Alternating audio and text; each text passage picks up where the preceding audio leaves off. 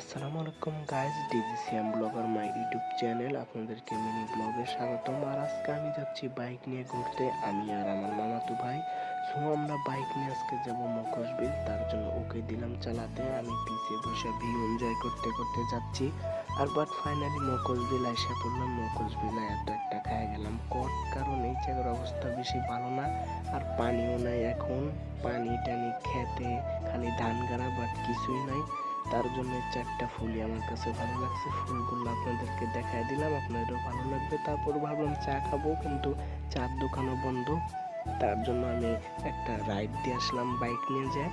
তারপরে জেসনকে বললাম ভিডিও করে একটা রাইড দিলাম, কারণ আমি নতুন ড্রাইভার, বেশি চালাতে পারি না। তারপরেও সোজা চলে যাবো বাসার দিকে। জেসনকে বললাম তুই সখীপুর পর্যন্ত চালিয়ে নিয়ে যা, তারপরে আমি চালাবো। আমি পিছে বসে আমার চোখের ভিতরে গেল ধুলা, তার জন্য আমার বেশি ভালো লাগলো না। বললাম তুই পিছে বই। তারপরে সখীপুর বসে আমি চালাইতেছি।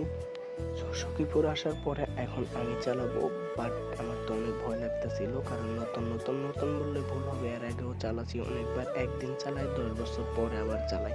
বাট এই জায়গায় আসার পর এক অটোওয়ালা আমাদেরকে লাগাই দিতে ছিল, এই যে আপনারা দেখেন।